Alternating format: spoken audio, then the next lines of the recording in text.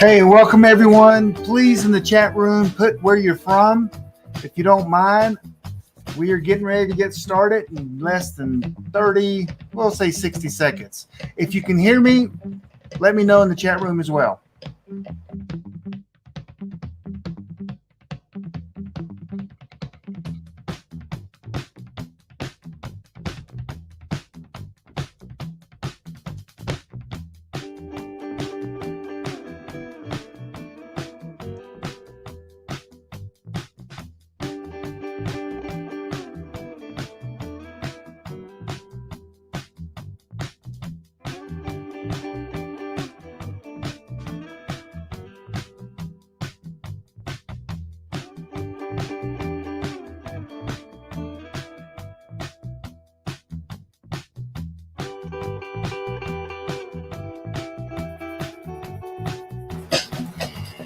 All right, we're getting ready to get started. We got our virtual green room.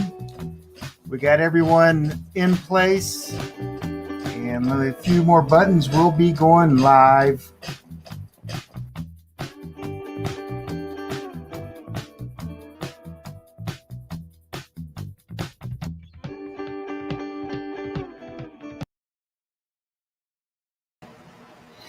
Hey, welcome everyone. I am Forrest, your host tonight. Hope you guys are doing good. This is the only time you get to see me in big screen, so otherwise I'll be a little tiny person sharing the screen. Hey, welcome to Preppernet Live. We do this every Thursday night, and it's not only entertaining, well, I also have some incredible guests. Tonight is a trio of some of the greatest people you'll ever meet. Their knowledge is just vast. I'm just going to be a fly on the wall, hopefully asking a few questions, but thanks for joining us. Hey, I've never asked you guys to do this before, and I'm going to ask you. I don't know why I don't ask, but subscribe to our channel. I've noticed that we have all these people coming, and I just never ask. So subscribe and like and share and, send, money. Great Scott. Okay, sorry, I'm just taken back. My mother is actually in the chat room. There has to be a law against that. I'm not sure how that happened. So where are the moderators? Goodness gracious. Okay, that kind of took me off by surprise. So I do have a few announcements I want to go through real quick. The first is, hey, if you don't know who Preppernet is, hey, go check our website out.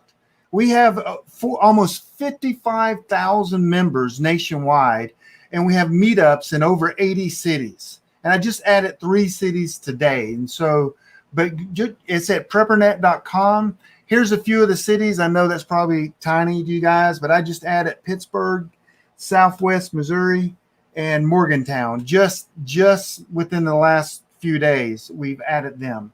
So go and join. You can connect to other people. The entire thing about Preppernet is connecting people I know it's tiny. You can go large screen. It's tiny. But anyway, it's about connecting people in your local community. That's important. So we do have it. We are supported by our members. I pay over $6,000 a year in meetup cost alone.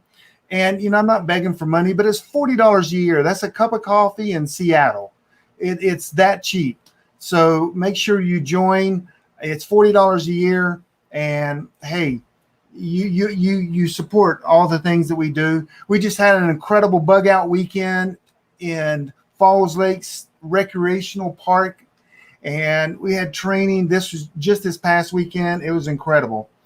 So I do want to make some announcements, though. I got the fall lineup. I guess this could be the fall, the winter lineup. And I want to tell you some of the people that we have coming on so you can just put it in your calendar right now. So for the month of November, we actually have Glenn Tate and Shelby Gallagher coming on November 5th. I'm sure we'll be talking about the election results and all kinds of things. Glenn Tate, they do a podcast called Prepping 2.0. Glenn Tate's book series, 299 Days, was the first book series I read. And now he's married to Shelby. They're going to be on November 5th. And then on November 12th is Ross Powell. He couldn't make it. If you remember, they had like an emergency board meeting or whatever for his nonprofit. He's going to be coming on November 12th. All things preparedness investing. And that might be, I kind of made that term up because he can show you how you can take your 401k, also your IRA, and buy gold, silver, guns, ammo, all kinds of things. Then we're going to have Jonathan Hollerman on November 19th. He does Grid Down Consulting. He's a great brother. And it's November 19th. And then November 26th, we're off. November 26th, just stay at home. Don't even watch a rerun. Just stay at home with the family. That is November. So then after November comes December. So we have Prepper Princess. If you guys don't know who she is a YouTube sensation. She's also an incredible girl. She lives, she's budget minded, she preps. So she's coming on December 3rd. And then Kyle, my partner for Prepping Academy podcast, will come on. And, I don't know, Kyle probably has about 10 more conspiracy theories in his mind right now. So I don't know what we're going to be. We'll be talking about some great things, though. He did mention a conspiracy theory the other day. I forgot what it was. It's out there. He's a conspiracy theory nut. And then on December 17th, the last one of the year, I'm going to bring in my friend Scott Hunt. We talked on the phone for a good long time today, but he's coming on December 17th. That's going to be our Christmas show, you can say. So I'm going to take the little banner off about subscribe. I think everybody has it. Okay. So, whoops, no tornado warning. Yeah, well, maybe so, but no, not really. Okay. So next I want to talk about real quick, and then we're going to be finished with the announcements. Hey, I wrote 2 books. One's called The Case for Christian Preparedness. I go through the Old Testament and talk about the preppers and how the Bible demands us to be prepared for a lot of things. Then Stand Firm to the End is my brand new book, and it's out. The audio version is just waiting to be approved. The audio version is awesome. The guy that reads Max Lucado's books actually read my book. It's awesome. It takes the New Testament, Matthew 24, and a couple and some parts in Revelation. It has nothing to do with end time prophecy, though. It talks about the day that we're living in now. And, and I take verses like one of the verses that it states that if you can't take care of your family, then you're worse than the unbeliever, which is bad. I mean, that's bad. And so I go through some verses like that, and it's a great, I call it my Baptist get off the pew and start prepping book. That wasn't a good title, but that's kind of what was in my mind when I wrote that. So tonight we have some incredible guests. We have, Sam Culper from the Culper. Did I say it right? I'm seeing him smiling. Hang on, Sam. Culper. It's so weird to put the L before the P. Culper. Anyway, from Forward Observer, we've got JJS from Amron, and then we got Lady Liberty, which I've never had Lady Liberty on, so I'm going to bring them on, and I can see Sam is still laughing at me right now. So let's see how this works. So, hey, Sam, you there? Hey, what's going on, Forrest? Can you hear me? Yes, hear you good. Good. All right, good. John, JJS, Lady Liberty, are you there? Yep, hey, we're both here. Yep, we're both here. We're together, so you'll see both of us when either of us are talking. You'll see our little avatar bouncing there, and good to see you there, Sam Culper. Culper, I know. I've read the book, I've watched the series, and my wife gives me a hard time every time I say it. But anyway, hey, welcome to the show. And so I first of all, let's just take turns. Ladies first. Lady Liberty, if you'll tell us a little bit of, kind of maybe the projects you're doing and what's going on in your life right now, and then we'll go around the table there. Oh dear. Well, that'll take up the whole show, so I better keep it brief. Right now, JJS and I are primarily focusing on 50 different things. So I guess the most prevalent one is the morning commute with JJS and Lady Liberty, and so we're running a 7 o'clock in the morning spot on 96.5 FM out of Spokane, Washington, and we're just blessed because it's on the American Christian Network, and so we get to bring the truth in the news, and we get to tell it from a biblical perspective as well. So we get to share the word, and then we get to share the truth in the news, and we're just hammering it. We're just saying it like it is, and we feel like we're watchmen on the wall, and it's our job to make sure that people are aware of the truth and what's going on. And so and clearly at this time there is plenty to talk about. So yeah, so that's our primary focus above alongside, like I said, another easy 50 things that we do every day. And so these are long days. Start out early in the morning and late at night. So yeah, Awesome. busy. Awesome. Yeah. And your co-host, JJS. Yes, that is really a blessing for us to be able to do together. And by the way, we are married. We had a listener get all bent out of shape because we were laughing about some stuff, and it sounds like you guys are flirting with each other, and I hope so. The incessant laughing and flirting. Heaven forbid I flirt with my husband, right? No, I know. And I said, I was like, wow, I didn't, I thought I was just laughing because I thought it was funny. So I felt daft for not getting the signals. I didn't realize she was flirting with me. But yeah. Anyway, it's really been it's been a blessing because we're really talking about these issues from a Christian, conservative, patriot, preparedness, self-reliant, just patriot perspective. And there's so much happening right now. I've had a weekly podcast on Sunday nights for over 9 years, but there's so much going on. There's no way you can cover it. Everything's moving so fast. You can't cover it in a weekly podcast. So, we're talking about stuff that's developing pretty much on a day-to-day basis. And that's just a radio show. That's a very unique, very interesting demographic as a listening audience, quite a bit different than my Sunday night podcast. But also, we're so involved with Amron right now. There's so many millions of facets with that right now. It makes your head swim. Yep, I bet. Awesome. And last but not least, the guy that laughs at me every time I pronounce his name wrong. Sam, how you doing?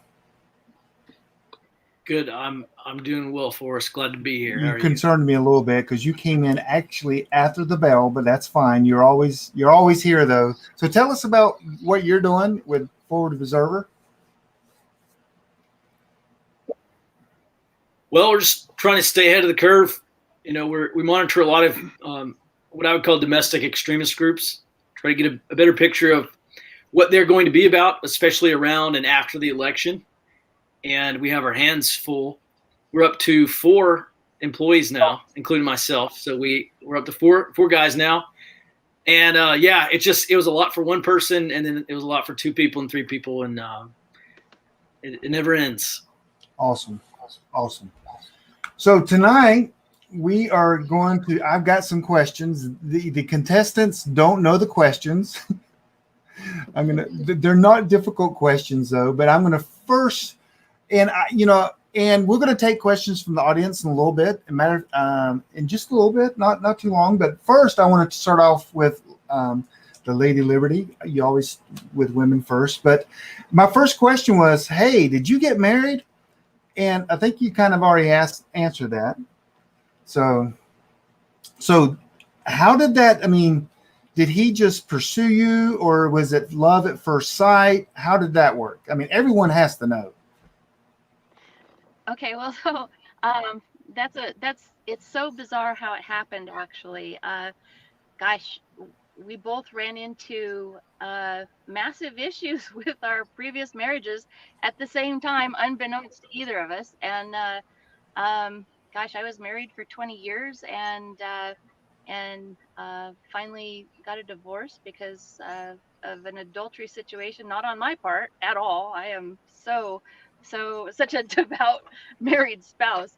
And so my marriage ended just right as we both got pulled into the Liberty State movement. We were both invited onto the same Liberty State committee. And then JJS disappeared for a couple months, and I didn't know anything of what was going on in his life, and apparently that was when everything fell apart on his end. And so then here we were both working really hard on the Liberty State movement, and our views matched, and it just so happened that, I mean, we're ended up becoming good friends, and finishing each other's sentences on everything, from the Constitution drafting committee that we were both on to being the hard chargers out there, motivating people and creating all the momentum for Liberty State. And so that was how we more or less got involved. And Nice. it just is, we have such a matching perspective on pretty much everything, and so it just works out really, really well. And it's just bizarre, the timing of everything on both of our ends, where neither of us had anything to do with that. It's just like all the doors closed and then other ones opened up all at the same time, and we just kind of marvel at it, actually. At the time, I was very close friends with Representative Matt Shea when she was hired by him as his legislative assistant. So, I mean, I was around him a lot, and which meant that I was around her a lot, above and beyond the Liberty State committees and the Constitution drafting stuff, all of that surrounding that. So, just we just ended up in the same circles, and one Awesome. thing led to another. Yeah. Awesome. That's so. Since we're on you, JJS, did you just publish a book or something? I went to buy it and it was sold out. Yes, you missed. It's a snooze you lose offer. I saw that for a while. Yeah, we had the first 200 were a special pre-release edition, which was signed by the author. Plus, it comes with a one-time pad bookmark, which is actually what was used to encrypt and decrypt the message that the main character in the book received. It's called the Partisan Operator Journals, and it's a fictional book covering patriots with communication skills. And what I did with this one was I took the characters and hurled them forward 1 year after this major catastrophic event. So it starts at 0 day plus 12 months. But So there were 25 partisan operator journal entries over the course of 7 months, 6 months. And so I rolled those into what ended up becoming volume 1 of the partisan operator journals. And what I wanted to do was teach some unique skills, radio communication skills that are practical, that are you could really implement and apply in a SHTF, or in this case, it was a civil defense, our nation being invaded by foreign military forces, how amateur radio operators might adapt and modify their skills to be used with their military backgrounds, with their amateur radio backgrounds. So it's really, this first one was written for the advanced, the guy that's already very skilled and adept radio communications guy, amateur radio operator. But still, it's a pretty cool story where you actually learn as you're reading it. And the one that I'm working on now is the volume 2, what will become volume 2, steps back. It takes you back to 0 day, and we're dealing with kind of a broad range of experience, from absolutely no experience to, I've operated a radio a few times because my dad made me type thing, all the way to a team of military guys who have radio operators with them. So it's going to get pretty. What I'm trying to do is teach prepper, disaster, emergency, civil defense communications through these stories, and they're practical, they're applicable. So when am I going to be able to buy the first book again? Is it going to be available? They're available now. Yeah, if you go to Amron.com, that's AMRRON. You go to Amron.com and click on the book cover on the right-hand side, the Partisan Operator Journals. We just got the second shipment coming in now, so those are in the store.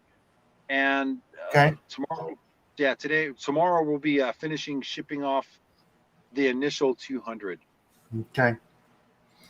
Well, I went to buy it and I missed it. And I'm like, them dang Amron guys. Hey, you know what? The other thing too is how this started.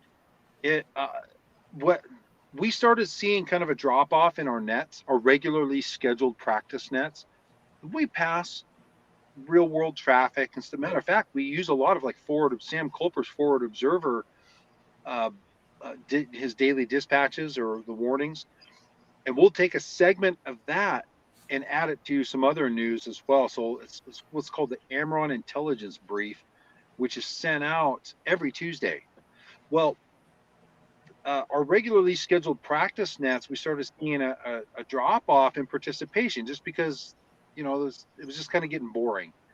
So what I started doing is writing a short journal entry of this ongoing fictional story, and I encrypted it and posted it on our website. To decrypt it, you have to get the Veracode and the supplemental Veracode from the nets over the air. So it's an incentive for people to participate in the nets. So then they're able to go and decode it for free. I mean, there's no charge. I printed these because I thought they would be useful for really increasing the interest in communications from a Patriot prepper perspective, for folks that might not really know much, or they want to learn, or they're just from a dystopian novel perspective, to increase interest in. Because sometimes it's not cool. Communication isn't cool. Kicking indoors is cool. So email and comms for a lot of people is boring. So hopefully this will make it interesting. That's how it started. Awesome. So that's good stuff. So Sam, so I know you do like a daily. You don't call it a daily. It's called the Threat Journal. Is that it? No. What's it called? It's called Early Warning. That's it. Early Warning. And so you've been writing that for years, for a while. And one of the things that I just read, you mentioned, hang on, what did you mention? I have it here in my notes.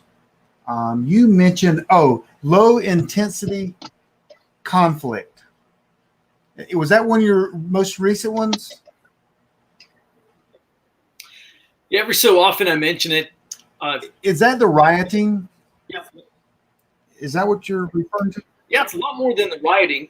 But yeah, we are in a low intensity conflict. The Army actually has an entire doctrine called low intensity conflict, and it is war that's below the threshold of conventional war.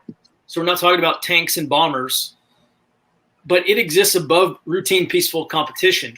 And there's not anyone who's paying attention in the United States right now who would say that the country is at peace. And so low intensity conflict, it does feature violence, but more than anything, there's political warfare and economic warfare. I don't know if you saw, but it was in Wisconsin, the state of Wisconsin, or the Wisconsin State Republican Party. Their bank account was hacked, and like over $2 million basically funneled out of there. It's very interesting how they did it. But that is an example of political warfare. And I don't think it was criminal. I think it was politically related. So there's economic warfare, information warfare, diplomatic warfare. There's a lot of lines of effort that go on in low intensity conflict. And it's how you defeat a country without actually firing a weapon. And that's where we are right now. There's the cultural revolution, and a lot of that is overlapping with low intensity conflict. And it's ongoing. We detail, we document a lot of the warfare that's going on. So people have to subscribe to it, but it's an email that comes out daily, and you break it down in several areas of what's going on in the nation. And it's very valuable, and I know a lot of people that subscribe to it. So here I'm going to get to some questions. We're going to get to how people subscribe to that. Go ahead. Just Forward Observer. Yeah, you can go to forwardobserver.com/subscribe, or just go to forwardobserver.com, and it'll get you there. Okay. So next question is, since we got Amron, which is a communication outfit, and we've got Forward Observer, which is an intelligence gathering outfit, and we just lost JJS. By the way, JJS is calling in on his cell phone, so he'll be right back in. So the question to you is Amron and Forward Observer currently working on any of the disasters that have been going on at all recently? No, we haven't been, because, man, I tell you, we've really been tracking.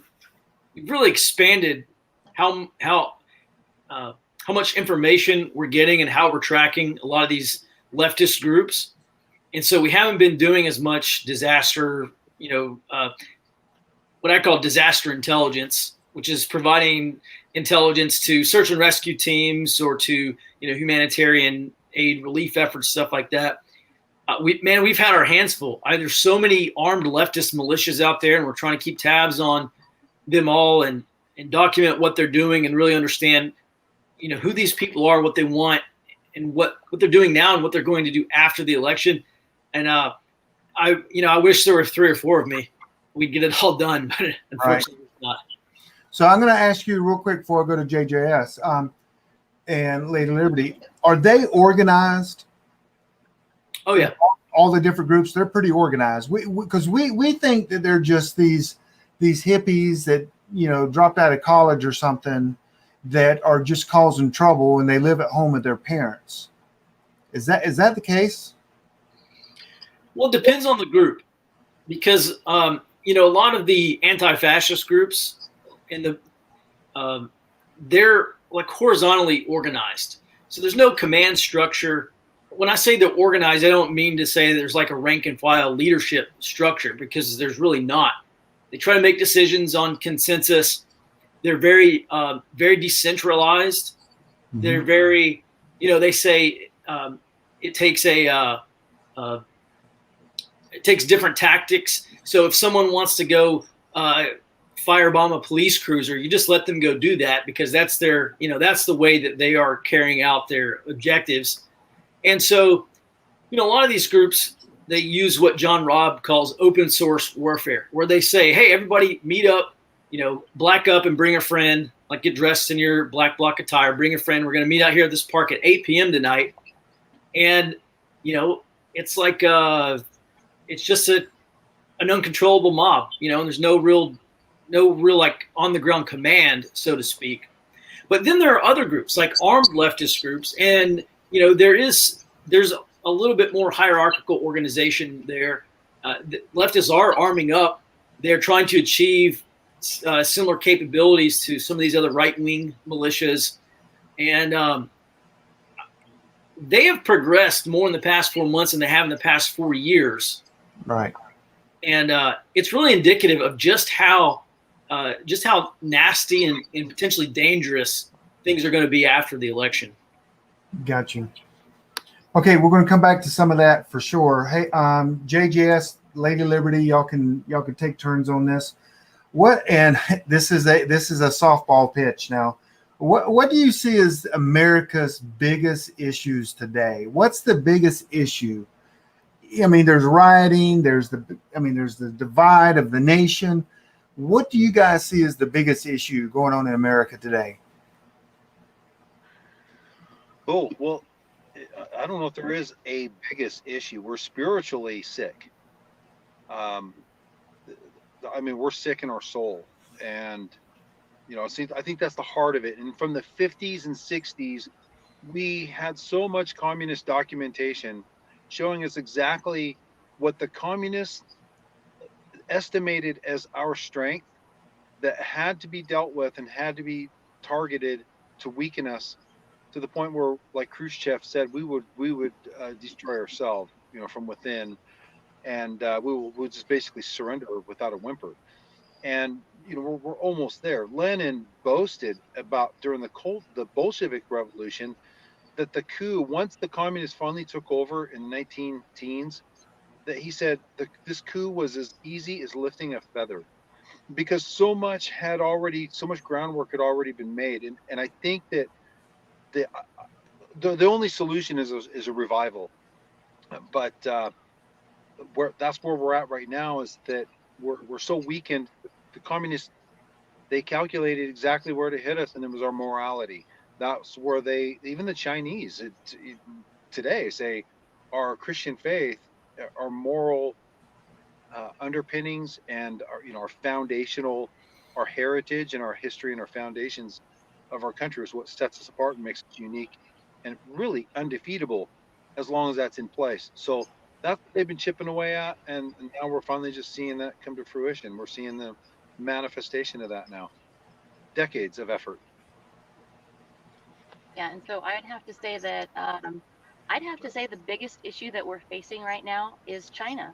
Um, in the book that I wrote, The Perils of Sustainable Development, which is about the governance structure of the United Nations, um, that was that whole study. I spent 6 years researching that, and up until this recent uh, huge outpouring of information about how heavily influential China is in the United States right now, I always thought that the UN was the biggest threat to the United States, because obviously they are the deep state. They're in control of the deep state. Everybody that is representing the deep state is just a mouthpiece for the UN. And so to find out that China is actually surpassing them, I mean, they're all on the same team. It's all communist based. And so a communist is on the same team, whether they're from China, whether they're from France, Germany, where it doesn't matter. All the communists are on the same side. And so I feel the biggest threat is China, because they, especially after reading General Haoshin's speech about how they plan to colonize America. He says that first they've got to take over Taiwan, get them back in, and then they're coming to America, and then Canada, and then Australia. And all because of they feel like their population is too large for their nation, which is not true. That's actually a misnomer and a myth. However, that's what all the communist rhetoric espouses, is that we're in this huge population crisis, and that's not true. But so they're viewing all of the largest landmass nations as what have to happen and colonize. And so finding out that Biden is just, deeply embedded with China is horribly disturbing to me. And then finding out that they have such influence over so many elected officials right now, where they're actually comfortable enough. The Chinese consulate has actually been contacting senators and other elected officials like mayors and threatening them and telling them that they can't pass resolutions that they don't like. And if they do, they have to face the consequences. And so we're seeing this kind of rhetoric. And so I view them as the single biggest threat that we have to face right now. Got it. Okay. Sam, do you have any, what do you say? Well, I think the encroachment from China is a symptom of American weakness. And I think the weakness is a symptom of really poor governance. I think the biggest threat today is not externally, but internally. It's the cultural revolution that's happening right now. And the cultural revolution is happening because there are exploitable societal factors. We haven't been solving these problems over the past 20 years, 30, 40 plus years. And we haven't had the leadership who's willing to actually solve the problems. And so our society is incredibly susceptible to propaganda and information operations. And that's all geared towards fomenting domestic unrest. The cultural revolution that's happening right now is it's really a decadal shift. And it is primarily plotting new America versus old America. And unfortunately, new America is very likely to win this cultural battle because they have the demographics to do it. And, for conservatives, for people who are consider themselves, old America, I don't know what the solution is. There's not a great solution out there to be had. And I would just say, look, we better get ready for a long, arduous journey if we are going to if we're going to defend liberty and have it survive what's coming, because this is like a monumental shift in history. And I don't like how this is all shaping up. And my concern is we're not competing very well in the cultural revolution, so that's why we're losing. Mm. So with that said, do you feel anyone on the panel here, do you feel that will that change this this new America you're talking about? Will that change depending on if Biden wins or if Trump wins the election? If Biden wins, will that calm down and go away, or will it get worse if Trump wins? Well, the cultural revolution's not going anywhere. The cultural revolutionaries, the college professors, the socialist and communist baristas, the mainstream media that covers for these people and continues to propagandize, they're going to be emboldened by a Biden victory. And look, the people who are the cultural revolutionaries are already telling us, if you're a Trump supporter, you voted for Trump, you will be an enemy of the state. You deserve to be punished. And these are just things they're saying right now. But at a certain point, history shows that at the end of these, once the cultural revolution achieves, enough of a mass movement, that these things happen. Political enemies actually do get punished very harshly. And I think that's probably where we're headed if Biden, if Biden wins. But in terms of if Trump wins, especially if it comes down to a 5-4 Supreme Court decision, there's going to be 90, 120 plus days of protests. It's going to be like Occupy Wall Street on steroids. There are probably going to be people out there who try to cause massive economic disruption. We see it. We see what these people say, and we see what these people are planning. And encouraging others to do. It's going to be a mess either way. To sum it up and put a bow on it. JJS, Lady Liberty, you got a comment on that? Yeah, I think that they're both right. I think that the China is the biggest threat as far as an existential threat. But I think that the Antifa, Black Lives Matter, the cultural revolution, the new America is the most immediate threat. It's the one that's in our face. But we're seeing so much evidence pointing to the Chinese are behind the cultural revolution, like Right. Black Lives Matter and Antifa. Matter of fact, they have a 10 million person army now that they call, hacker bandits and what's the other bandit? 50 centers. Yeah, the 50-cent army, because these guys get paid 50 cents every time they make a posting. The new battlefield is the social media. And so these guys are posing as, this nice, attractive young lady that's, has got her avatar picture up there. Looks like she's from Southern California. She's not. It's actually a Chinese guy. Yep. And there's got 10 million of these people continuously. Their job, nonstop, is to influence our social media, telling people what they think.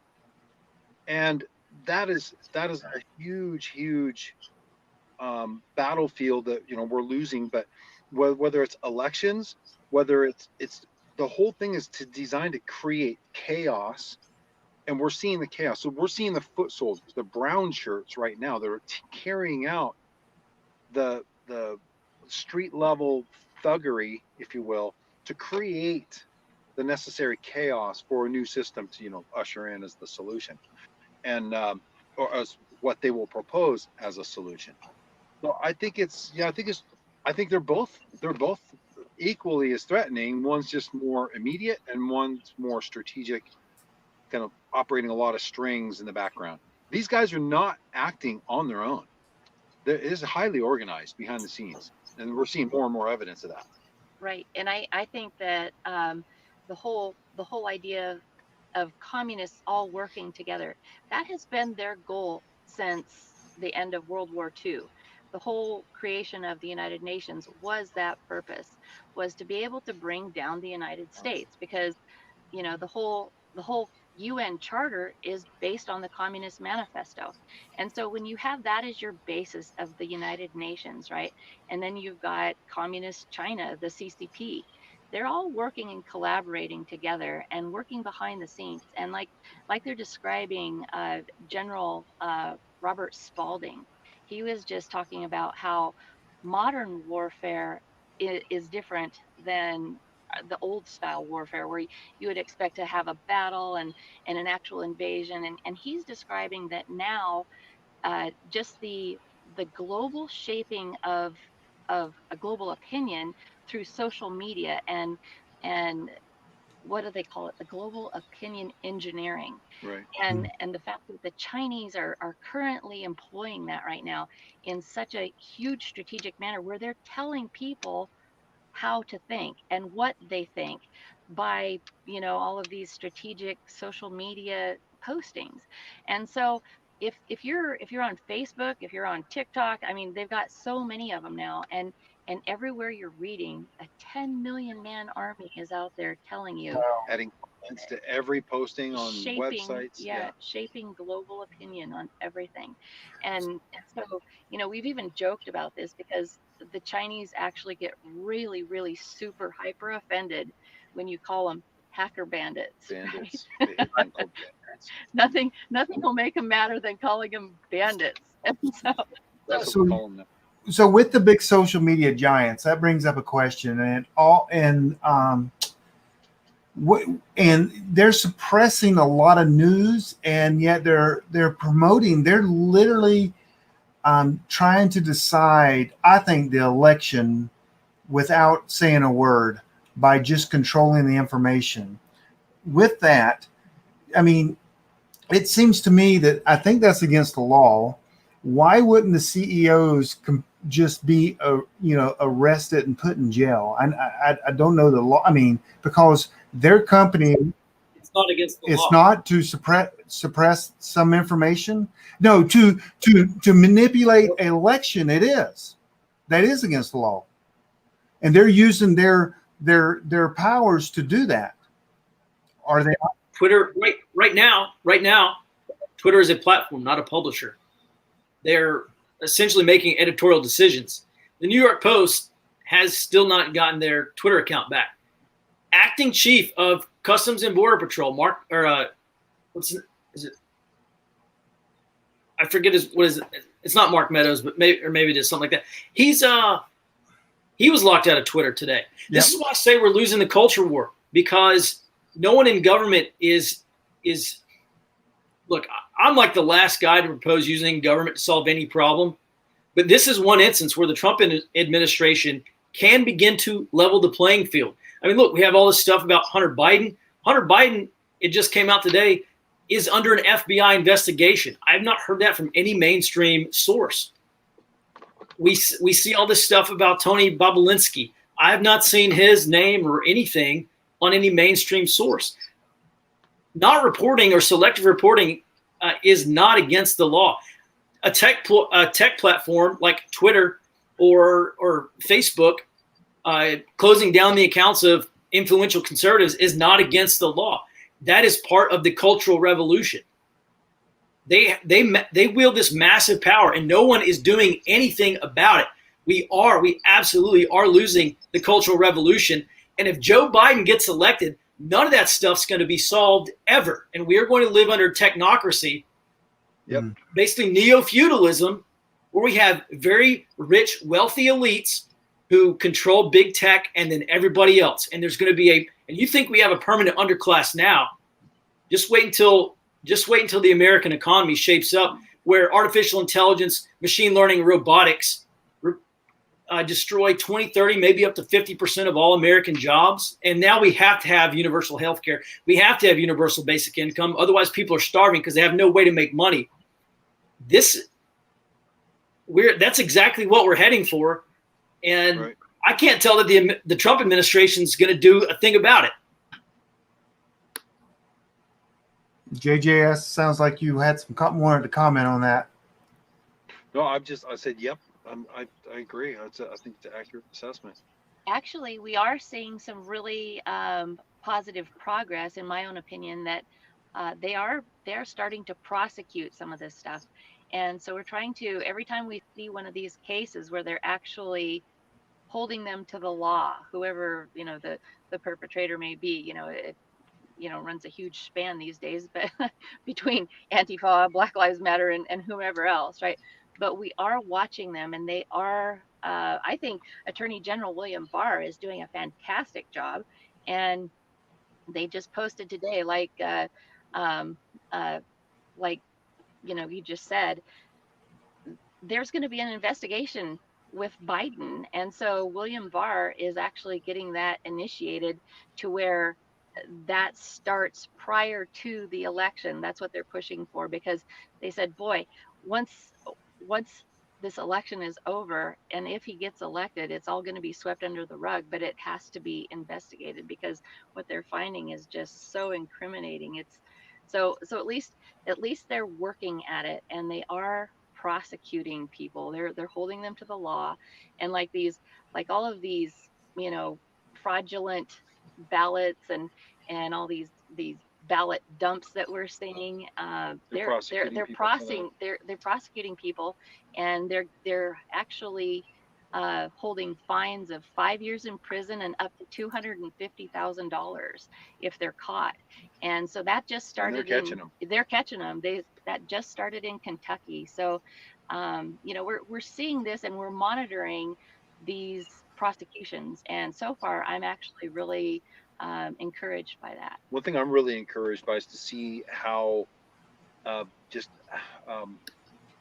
with so much enthusiasm, I guess, this administration is going after Chinese communists that are here in our systems, in our government systems, scientists within our government system, our education system, all over. If they've got ties to the Communist Party and or the People's Army, they're finding these people out. They're intelligence officers working here, posing as a scientist or an instructor or something, and they're either kicking them out or they're prosecuting.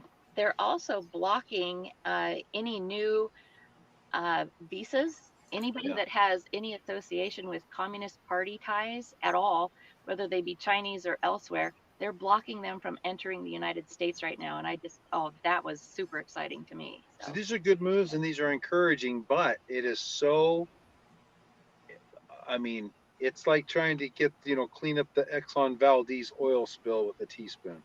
It's so deeply penetrated into so much of our system, all of our institutions. It's huge. It's massive, and they've been working on this for a long time.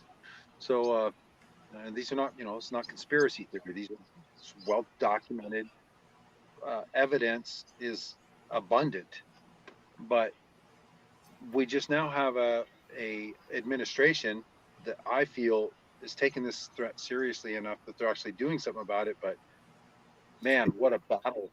Is it too late though? I mean, a few months. If Trump wins, I think that he can do things about the investigation into the Bidens. He can do things against big tech and how they're suppressing the news or stories.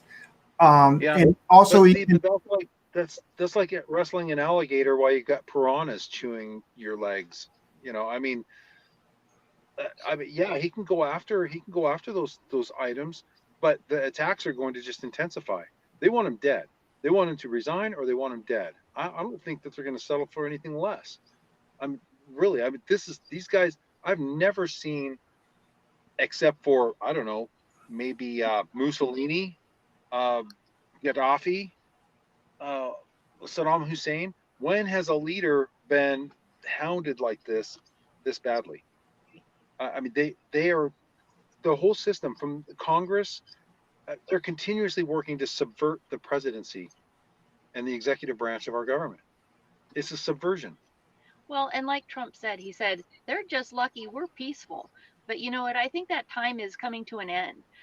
We're seeing so many people, all the patriots are just fed up, where we're going, you know what? This has gone on too long. This has got to stop.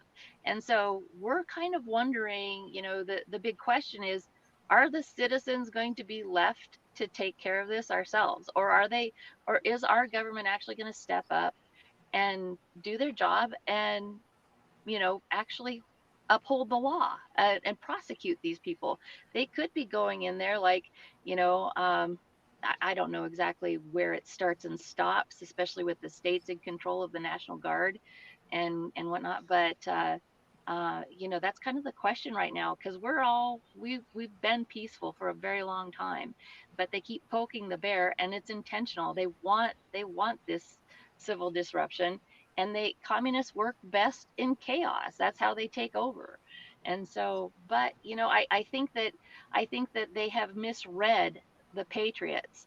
Anytime we've been peaceful, they've taken that as a sign of weakness, which is not the case.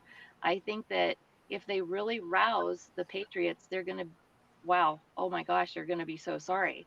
And I think they're really overestimating their hand. Well, like today we were talking about, though, the problem is this is going to be such an asymmetrical war that it'll be unlike anything that we've seen before. I mean, this is going to be like Belfast meets Colombia meets Sarajevo. I mean, it's there's so many different factions. And here's the other element too.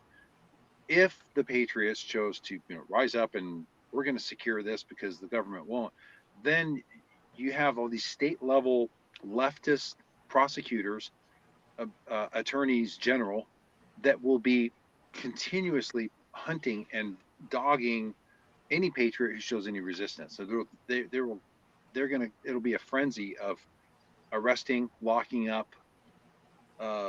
It'd be like while you're fighting for your life, having all these little chihuahuas nipping at your heels continuously, and that's kind of what I don't know. Sam, I saw you shaking your head and wanted to say, go ahead and chime in. The people who are running the Cultural Revolution, they know what they're doing. they're not going to be surprised by some Patriot movement. I used to be a massive cheerleader for the Patriot movement. I mean, I'm a patriot. I'm a Christian conservative, but it's not the early 2000s anymore, right? This is an entirely different social landscape than we had 20 years ago or 19 years ago. And, Biden, if Biden gets elected, he's already promised, as long as he has a Senate to do it, a pathway to citizenship or amnesty in the first 100 days. That's 20 to 30 million citizens that they're going to create probably before Biden's first term is up, or maybe before the Harris's first term is up. And that is it. Any Patriot uprising is, at this point, unless we're able to carve out some piece of land for ourselves or clear and hold, which is nasty and brutish and very, very tough. You look at the White Army in Russia, right? The whites versus the Reds, and you look at the kulaks that were Sovietized, right? The Soviet Union basically just killed off all the middle class after they defeated the White Army. The same thing. The Maoist Cultural Revolution and military revolution defeated the whites down there. They defeated the nationalists. And we are probably looking at a very similar scenario for us. So I'm sorry, I just can't be super optimistic about, hey, Patriots are going to come in and we're going to win at the end of the Prepper novel because that's how they all end. And it's just not going to happen like that. It's not. I mean, and I would love to opine more, but that's my take. People are asking me why I'm shaking my head at some of these answers, and that's why. They know what they're doing. This is a professional cultural revolution. This is like, why can America not win counterinsurgencies? We're not going to win the one here in the United States either. So Right. do you not think that there's no recourse? I mean, there's no way to stop this, and we should just jump on the ship and ride the wave, or it's just going to plain get ugly? That really depends. I don't know. I don't have a crystal ball. I wish that I did. I can tell you that, with the way things are going, look, all this stuff that's happening right now is happening under a Trump administration because the dude doesn't understand his own power, because he put milquetoast conservative Inc. Republicans in there who taught him how to be president. And look, Bill Barr had the chance. Hillary Clinton and some of those other people plainly broke the law. Right? I spent almost a decade in the intelligence community. If I had taken top secret intelligence off of a server, put it on my own server and send it out, I would be like under Fort Leavenworth right now. I would probably never get out of Fort Leavenworth. This is what we have to understand.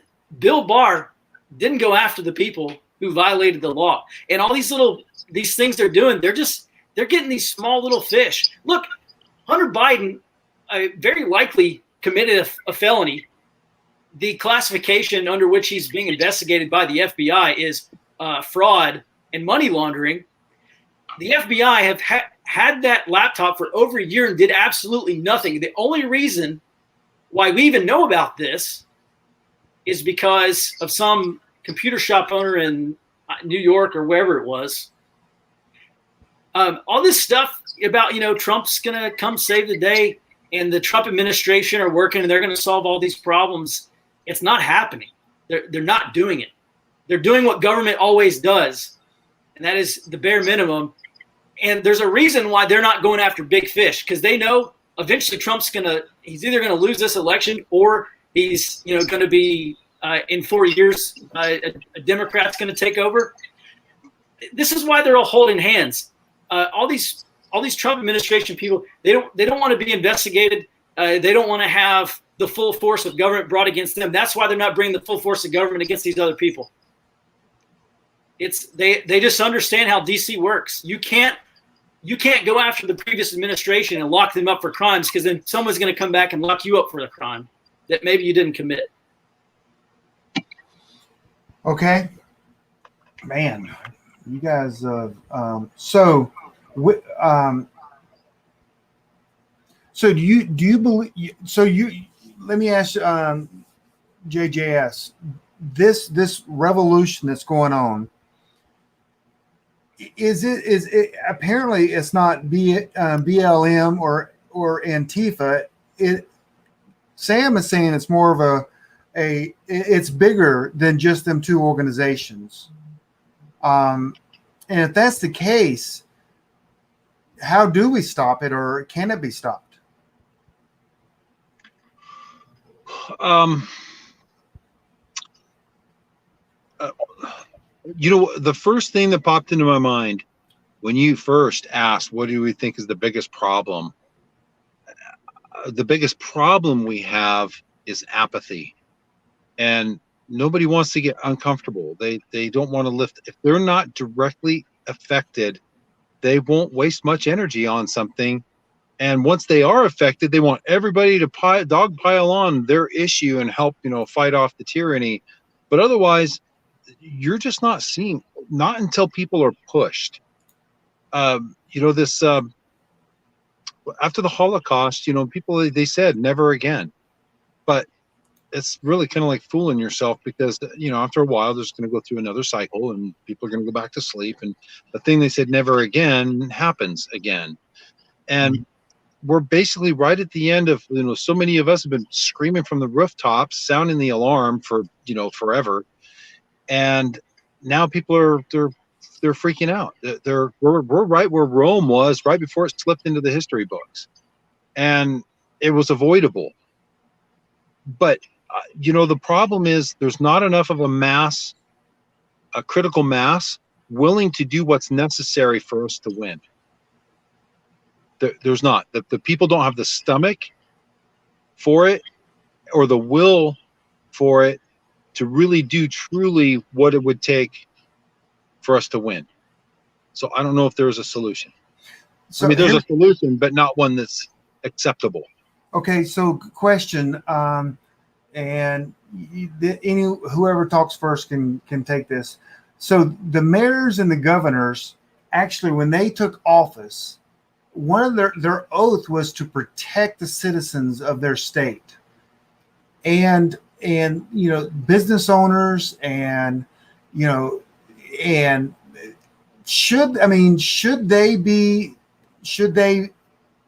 FBI or the Department of Justice, should they be held accountable for their lack of action in some of these, and letting all the rioting goes on? Because we know that Trump brags about it all the time, how he can send in the army and stop it, but they also have powers between their police force, their sheriff, their state police, their National Guard, or the National Guard.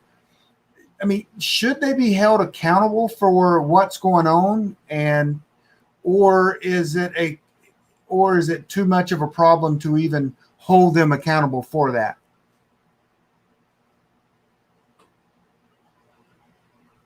Should they be held accountable? Absolutely. Power? Yeah, should they? Sure, but with what power? Look, the left, they have been degrading conservative institutions and building counter institutions to replace them for decades. The right has been neutered. Look at the church. Look at what the left did to the Boy Scouts. Look at what the left is doing in sports, and these other, what the left has done in academia and all this stuff.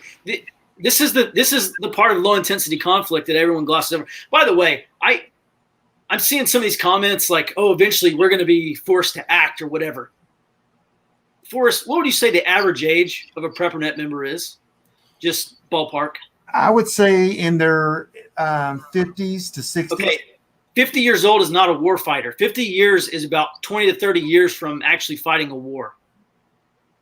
And, so all these people that say, well, we're going to be forced to act eventually, no, that time, the way to do it the right way has passed. It's going to be ugly if it happens. Yep. And one thing that we observe of the left has been building their auxiliary and underground elements. while the right has focused on acquisition of arms and, trying to, build the armed element, that's the easiest part to build. Building the left, they've been building intelligence networks. They've been building logistical and supply networks. And the right, we're still complaining about ammo prices. The left has been putting in the hard work to win the Cultural Revolution. And the right just says, well, eventually we're going to have to be forced to act. Eventually there's going to be the Second American Revolution, and we're going to go take it to them and, win at the end of the Prepper fiction novel. And those novels are entertaining. They don't all end like that. And we can look at the past 100 years of history and say, a lot of times the good guys don't win. Sorry to break it to you. It's not a movie. If you don't mind me interjecting, I appreciate everything that you're saying, and you could be right. You very well could be right. I have this issue of being a diehard optimist, and so I also hate. It's not a strategy. I also hate to lose, and so I don't know. I'm placing an awful lot of faith in the Christian community right now, because in fact that was why I broke off of the Liberty State movement, was to petition the Christian community and get them involved, because right now, according to the polls, we have 78, one poll says 78% Christian in America, the other one says 82%. So we're between 78 and 82% of Christians in America. And my appeal through the Political Church podcast that I've been doing is to get people to walk their faith. Because if we are majority, and we're 78 to 82% of the nation right now. And if we would get, like JJS is saying, get off our apathetic backsides and actually get involved and walk our faith, we can change the entire nation. And I fully have confidence in that. And we're seeing a huge turnaround with the Christian church right now, because that is exactly what is being broadcast. Trump has a huge council of the most prominent American pastors, and he meets with them weekly. And I've been watching. They have really been pushing their congregations that are like millions in their congregations, because they're out across social media and on the net. And I'm really impressed with what I'm seeing all the national pastors doing right now. And like we were just talking about, Pastor Greg Laurie, who has such an amazingly huge following, he just put out a statement saying, should Christians vote?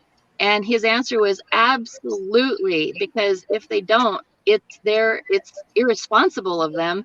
And it's about taking care of your brother through making sure that you vote in the right people, you vote in the right things. And so we can't overlook the power of the vote, and especially within the Christian church across America. And just the fact that, if Can I ask you a question, Lady Liberty? Yeah. Prior to COVID, was church attendance increasing or decreasing? Well, good question. I don't know. Prior to, decreasing. It was decreasing. And the parts of Christianity that are increasing right now is Tristan, the acoustic guitar player, who wears skinny jeans and a beanie to hide his man bun at the contemporary service on Sunday morning, who thinks Jesus was a socialist. That's what Christianity is becoming. That is new American Christianity. And so, yeah, we may have, by the way, the number of Christians who are, they're just decreasing. The number of old Christians, traditional, conservative, God-fearing. The country is moving away from Christianity, not moving towards it.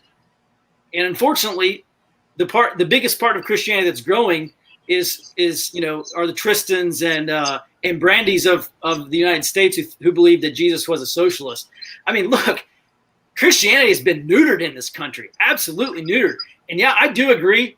In suburbs and in rural areas, there are still very strong churches who are building strong families and have strong Christian communities. But that is no longer the norm. That's becoming less and less frequent. And by the way, I'm not a defeatist. I know some people in the comments say, well, Sam's such a defeatist. No, I'm a realist.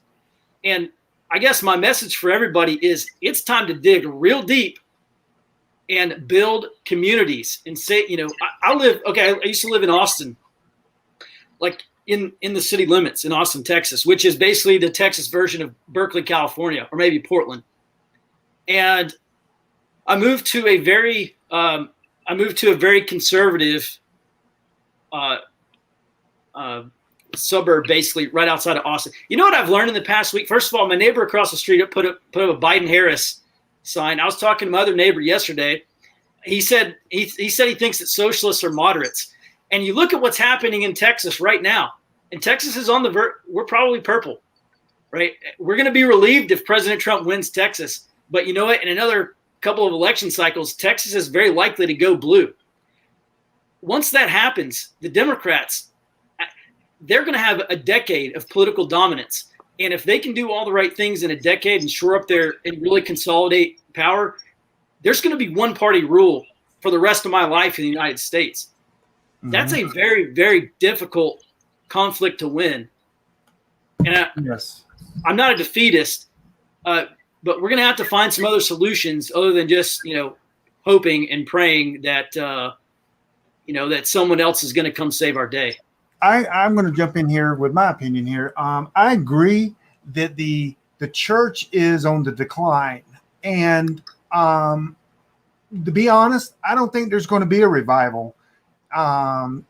Reading the New Testament and studying the scriptures, things are playing out exactly the way God has prophesied that it would play out to a one world government. And things are playing out exactly. So we're sitting here, and I know I've seen the same numbers that you use, Lady Liberty, but I can tell you that my church, everyone that goes there, they claim to be a Christian, but I tend to take the stats that only 20 to 25% of the people that claim to be a Christian are true Christians that have a relationship with Jesus. And I base that on not only a study that Kirk Cameron and Ray Comfort did, but also if you look at any church, only 20 to 25% are the ones that tithe, or the ones that volunteer, or the ones that do God's work. The other ones are just cultural Christians. And so we thought as Christians, we had this huge powerhouse behind us. We're the church. 75% of the Americans are believers, and you know what? God's going to revive us and bring us together. And what I read is that's not going to happen. We're going to be persecuted.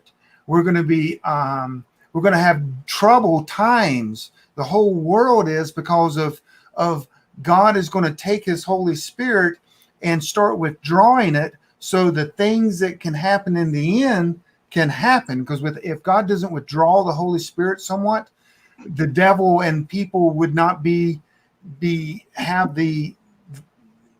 couldn't do what they're going to do.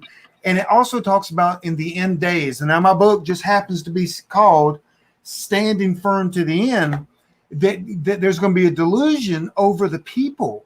And I think that delusion is coming, that they don't need God. They don't need a savior. They don't need church. They don't need a religion. And so, but I just don't think that America can look for the church to become its savior. I think we're past that. And I think that the true believers are, in a sense, going to bunker down and just do what God's called us to do, which is share the gospel. Anyone? Yeah. Go ahead. I was just going to say, I do see, since I've seen a decline, clearly a decline. There's just an article that just came out today, basically saying that the new evangelicals, or the majority of them, are acceptant of socialism. It's just like what Sam's talking about.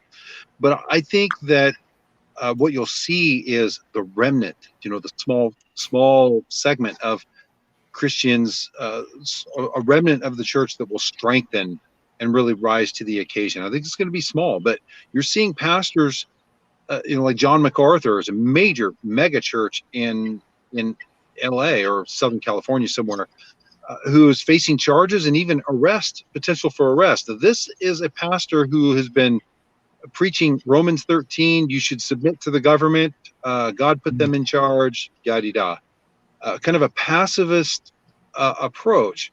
Very intelligent, scholarly as far as the word, but I disagree with him on some things like that. But he's come around and he said, "Hey, I'm not going to close my doors. I'm not going. This is an illegal edict, and if you send me to prison, then I'm going to start a prison ministry." And so I think there is a revival, but among the remnant, I think you're going to see that strengthen. But yeah, there is.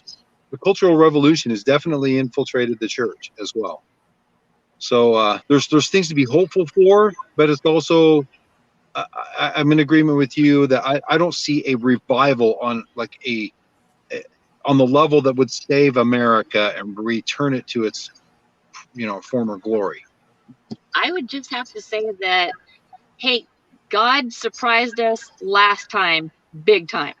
Trump got in. I mean, like Kirk Cameron, like you're talking about for us, Kirk Cameron did a huge national repentance and revival that, gosh, I was part of that. He aired that special in all the theaters across America. And I went, the theater I went to was packed. There was not a dry eye in that place. Everybody was repenting to this movie screen, right? And sure enough, everybody said Hillary will win without a doubt. And the Lord came through. And didn't everybody just say, what? How did this just happen? We got Trump again. I'd have to say we can't exactly say what God is and is not going to do. All I know is that we saw what I think we could consider the grace of God and nothing short of a miracle in the last election.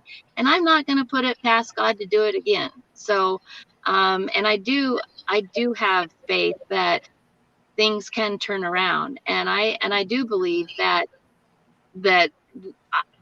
there may have been a decline before, but me and good grief, every other pastor that I've heard lately has been calling their church to get involved and to actually step up. And so I think that's the first time I've seen that in my lifetime. And I think it's largely because of all of the IRS and the 501c3 where the church was suppressed and not allowed to get their church involved politically. I think that's changing. And so it may have been in the decline before, but now it is. I mean, we've been pressed. Things have actually come to people's doorstep, and now they're being forced to actually decide and think and act. And so I'm hopeful, and I just am optimistic. So, I'm not going to put it past the Lord to do something awesome for us. Well, I'm going to change a little bit. Now we've talked about the environment and kind of what's going on and a few of the issues. So we, all three of us in our different businesses that we kind of run, we gear towards preppers and people that want to know the information and want to be able to act on information. Information's key with Amron. Information's key with what Forward Observer and intelligence gathering. So we have some people listening live, and this will be on YouTube. So with what's going on, what's some of the things that we should tell, or what's some of the things that we should suggest, or some of the things that we should be doing at this point to protect ourselves, protect our families, still do the prepping without trying to overthrow government and fight Antifa or whatever? What's some of the things that we should be doing right now, no matter which way the election goes on Tuesday? Sam?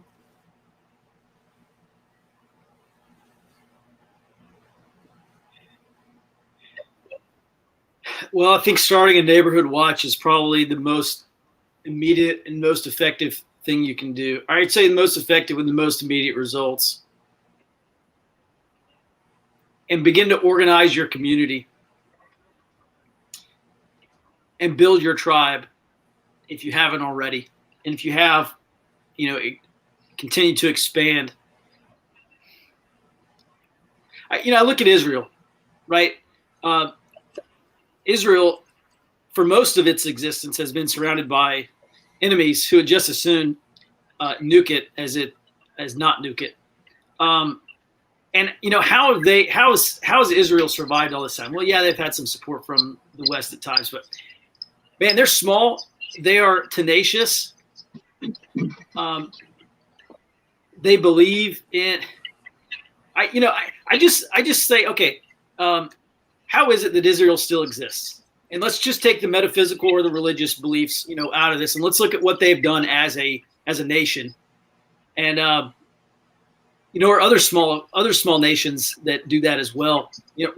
We need to really study what small populations and small tribes have done to survive, because I think that's that would probably provide us some very good lessons learned.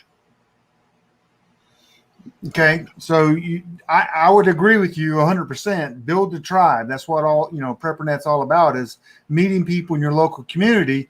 Are you talking about putting together survival groups, or are you talking about your cul-de-sac? Because they're two totally different things. I'm talking about cul-de-sac. You have to inform and influence, right? I can't go to my neighbors and say, "Hey, I think there's going to be a period of disruption that lasts for weeks, maybe months, potentially even years, and you need to prepare." What I need to start doing is talking to them about local crimes. Like there's neighbors, and there's a couple of apps out there. You can look up crime data. Like I went to my neighbor the other day, the Biden-Harris voter, and I said, "Hey, did you hear those gunshots? Someone was at like 3:00 in the morning shooting."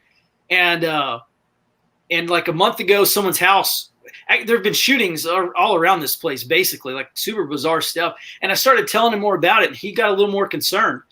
And that's the kind of stuff we need to be doing, informing and influencing our cul-de-sac, or meeting with, I hate HOAs, but if you have one, go meet with HOAs, show them, crime data, or show them radical groups in your area. And you kind of got to, they're busy with soccer practice, and their wife's yapping at them, and they got 10, and they got work, and they got 10,000 things. And I'm married, so I can say that, but they've got all these things going on in their life, and I even talk to my parents who are like Fox News watchers, and I tell them stuff. They're like, "We didn't hear about that. Like, we had no idea." That's all those people out there. And so we have to inform and influence these people. And like John Jacob was saying, we got to get off the couch. We got to go develop our communities, because that is they will turn into natural preppers once they start seeing this stuff. But unfortunately, unless you start to show them stuff, and I would just start by local crime, unless they go down the rabbit hole and look at the actual problems that this country has, they're not going to jump over that hurdle. Okay, so I'll give you a really great example. This is America today. Our doctor, our heart doctor, has been saying, you got to stop smoking. You got to stop eating McDonald's 4 times a week. You got to get out and go for a walk and eventually get up to a run, or you're going to have a heart attack and die. And we say, well, I haven't had a heart attack yet. And actually, I'm really glad being comfortable. Like I go home and I watch TV for 4 hours after work, and then I go to sleep, and I'm comfortable doing that. It's easy. There's no pain involved. Eventually, we're going to have a heart attack. So we got to get up off the couch and go start doing these things that the left has been doing, like community organizing. And if we don't organize our communities in response, we're going to be isolated. We're going to be powerless. We're going to have no ability to influence, and it's going to come down eventually. I mean, I hope don't get angry, but it will eventually come down to violence because we have no cultural power, and that's exactly what the left is designing right now. JJS, Lady Liberty, what kind of things should we be doing right now to prepare for this civil unrest that is, that this doom and gloom from Sam, that this is going to last for years? people have been asking that. We just had a Prepper Expo, I don't know, a couple of weeks ago, and they're coming in, the record attendance, and we've had a huge spike of people joining Amaron, and the number one question is, what should I be doing? What should I be doing right now? Like, I don't even know what to say to them. What you should be doing is what you should have been doing 10 years ago when we've been telling you what's coming. And when you had time, when ammo was cheap and it was plentiful, when you can get an AR-15 for $450. I mean, what you should have been doing all along, I don't know what to tell you now. That's my first knee-jerk, response. But there are things that you can do. And so people don't need to have somebody, wagging their finger in their face saying, I told you so, But I think that why we have days before the election, and there's going to be political violence. So I would say do what Sam says. First of all, do an area study. Know your surroundings. Know who's around you.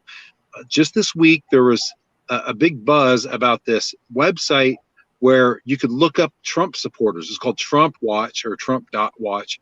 So you could put in your zip code and it shows you all of the Trump donors in your community. And everybody's freaking out about this, right?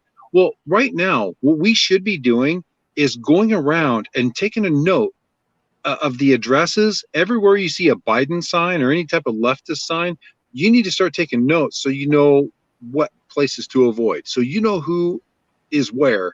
Those are the outspoken. Those are going to be your closest to at least militant or cooperative with a retaliatory leftist regime. Can I jump in on this real quick? Yeah. Sorry, I hate to interrupt you. I would take the opposite of that. Like, I would go to those, and I was actually just looking that up too. I looked up my own house. What I would recommend people do is go find those people in your community and go make them print that map out. Go knock on their door and say, hey, is this you? Because you've basically been doxxed as a Trump supporter. Get on Twitter and find all these people with blue check marks, the journalists and the influencers and all that stuff, saying, after this happens, we need a Truth and Reconciliation Commission, and we have to punish the people that enabled the Trump administration, and saying all these things, and give them both of those and say, hey, I'm on this map too. We're in this together. Let's exchange contact information and let's keep in touch. And then you community organize based on that, because maybe that's going to be a wake up call for these people. And maybe they didn't know you exist. Maybe you probably didn't even know that you existed. And there's a lot more of us than we realize. But yeah, sorry, go ahead. No, I agree. That was one of the items that I was going to point out.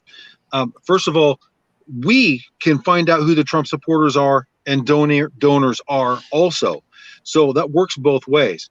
And that's part of our intelligence, to find out who around us is most likely like-minded. Somebody who's invested financially in a candidate, that person is pretty dedicated to to that person's platform.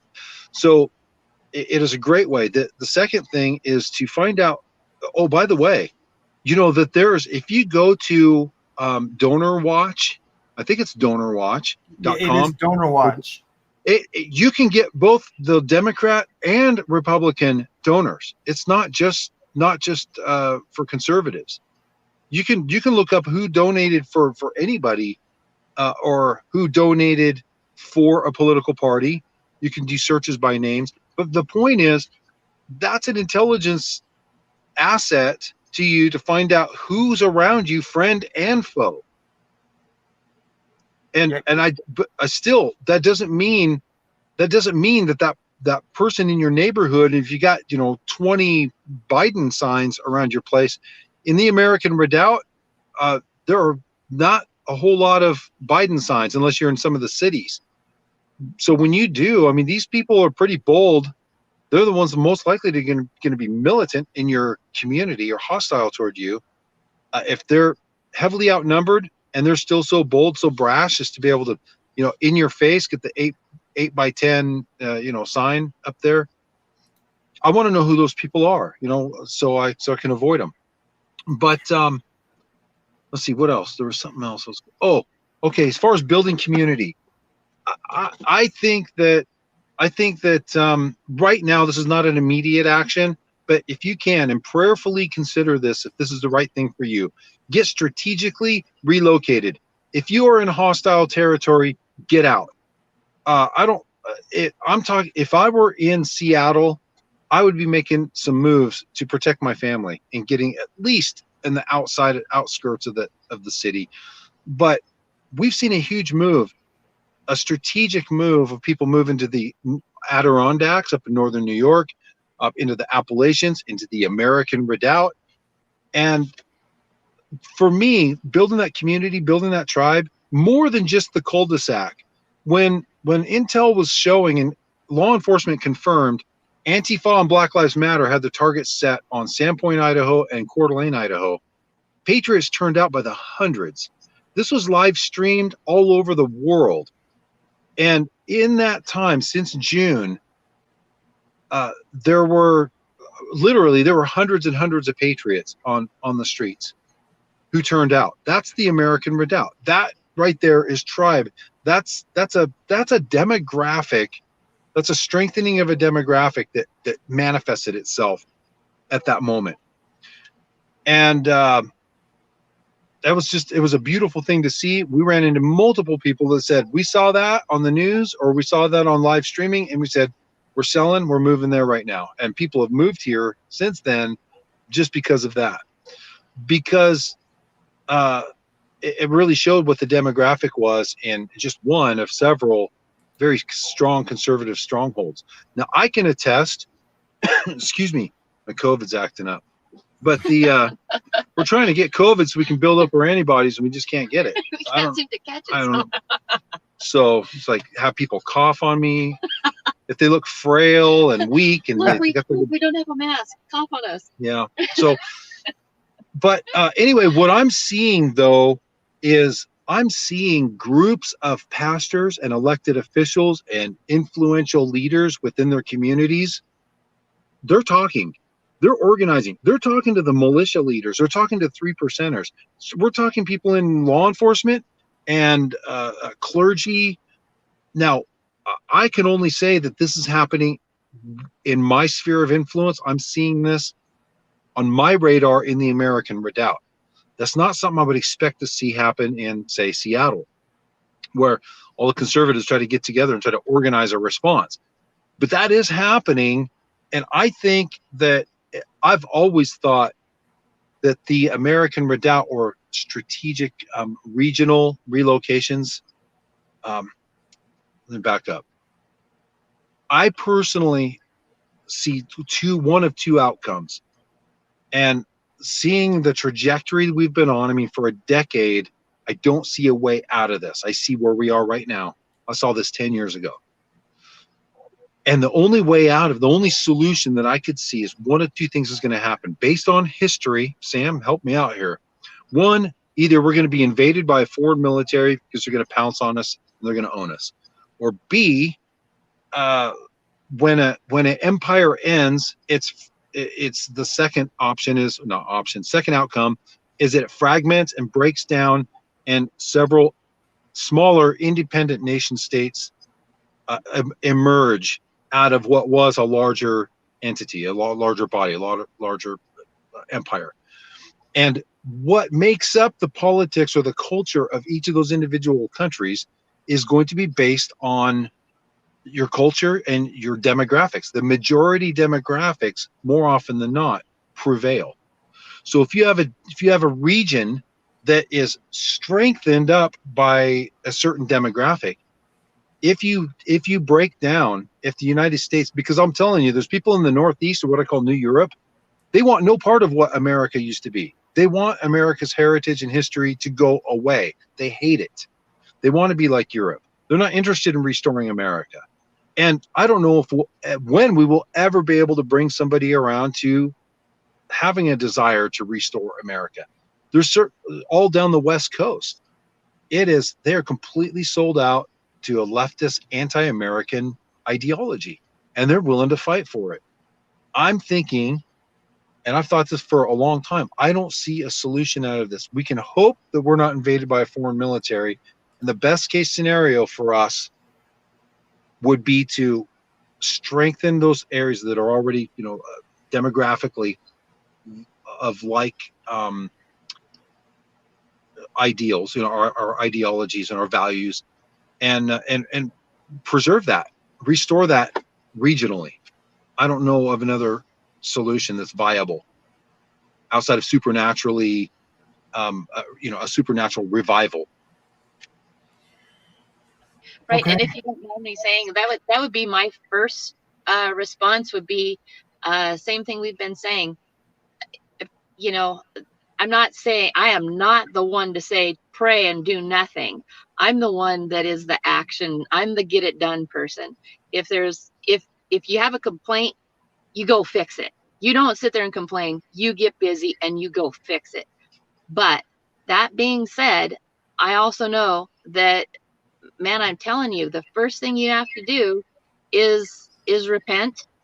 Repent, forgive your brother, pray to the Lord that he keep his hand over this nation. Pray to the Lord that he help the president. Pray for our president. Pray for our country. Pray that he keeps his countenance lifted up upon us. That's number one. And then number two is to be active. And of course, we're talking about what to do immediately. And so, of course, immediately, we all know that as preppers, people are going to have a way to get a secure water supply. That's first and foremost, obviously, we all know that. And then have, you've got your food supply and then your fuel. So, people have even said, well, shouldn't we be investing in gold and silver? And it's like, yeah, to a minimal point, we If you could, have wealth to protect. we could end up seeing a break in supply sooner than we expect. And you're not going to be able to eat gold or silver. You're going to have plenty of food and water. And so, and fuel will be the very first thing to go if supply is interrupted. So those are the things to consider as well. Yeah. I wanted to say, I went with, American Redoubt. I went macro, strategic. Down at the family level, what should you be doing? We've got elections coming up in days. And she nailed it. First of all, avoid crowds, stay away from the cities. All right. First of all. Secondly, if you have to travel, have a means of being able to defend yourself. You've got to go back to the basics. If you're just newly woken and you're saying, oh my gosh, I don't know what to do, I'm panicking, food, water, shelter, and defense. So right now we are seeing food shortages around the world. We're seeing food shortages at our local grocery stores. Yeah, they still have bacon, but they used to have 10, now they got 2. And there's big gaping holes on our shelves in our stores right now. We're all seeing it. And China just got annihilated. That whole valley with flooding, that's their food basket. They're quadrupling their imports for rice and other staples because their food supply just got decimated. Other countries are looking at shortages. Other countries are realizing, oh, we don't have a reserve for ourselves, so they're stopping exports. There's going to be some, no matter what happens with the elections, there are food shortages coming.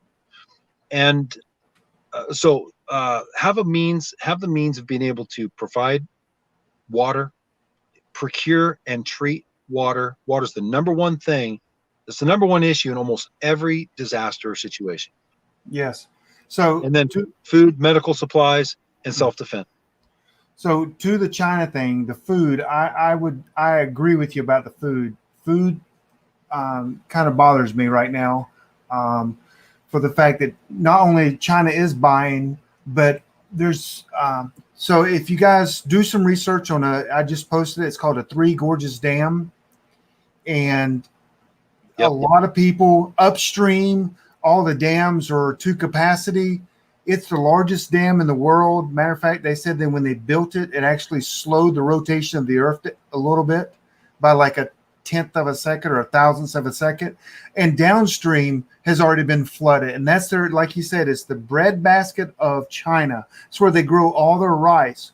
what's their number one food? Rice. And so look at that, do some research on that.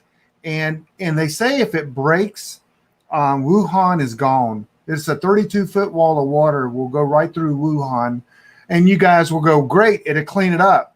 But that's where they make all our vitamin C. That's where they make all our antibiotics. That's where they make every car part almost known to man there, and all our PPE.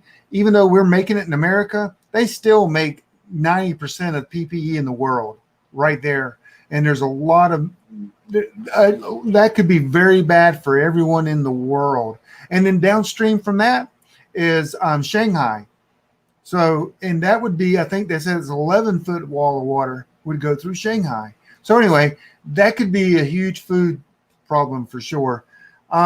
So, Sam, you keep talking about knowing your neighbors and area studies. How could one learn about intelligence gathering and, studying your neighbors and listening to the radios? I mean, do you have any like a course or anything?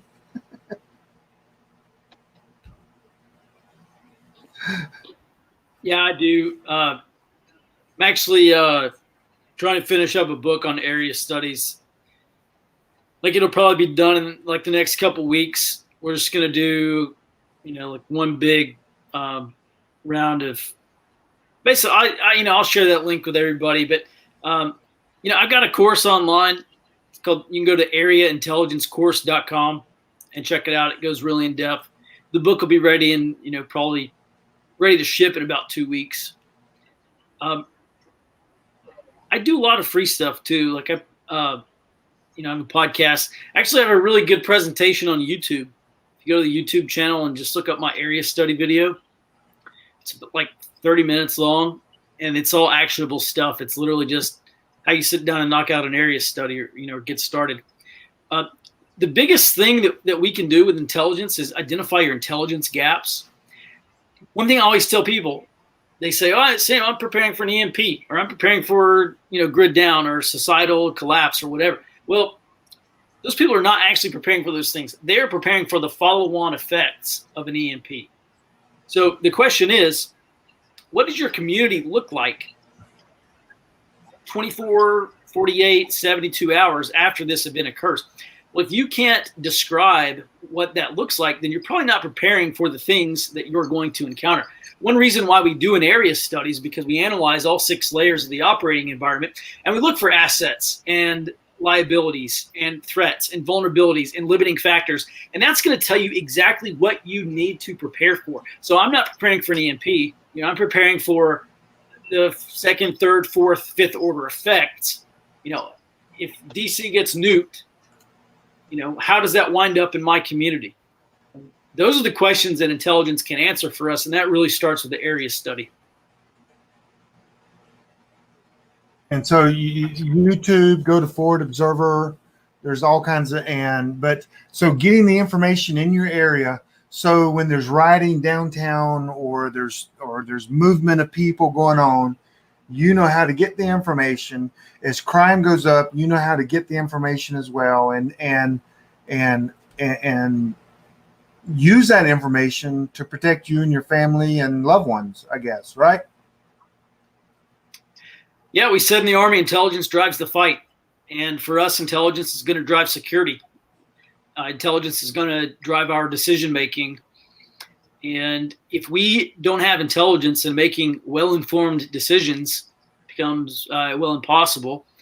And, information is a conflict currency. If I'm in an emergency or a conflict, I want to have access to real-time intelligence as often as possible. If we're forced to make a decision that's time sensitive, we don't have time to go through the intelligence cycle and task out collection and find all the intelligence that's going to help us with this decision point. It might be a thing where we've got to make a decision in the next 15 seconds or maybe the next 15 minutes. If we have all that intelligence already prepared, then those decision points are going to become much easier. Only intelligence can do that. No amount of beans, bullets, and Band-Aids. I know there's a big focus on buying guns and ammo and food and water and all this stuff. No amount of beans, bullets, and Band-Aids is going to give us a real-time picture of what's going on out there. The stuff that we can't see that might be threatening us in the next 20 minutes. Intelligence can do that. Yes. Okay. And JJS, you run a communications network of ham radio operators that pass information along as well. And so what kind of training do you have, or would you recommend to people in your area of communications?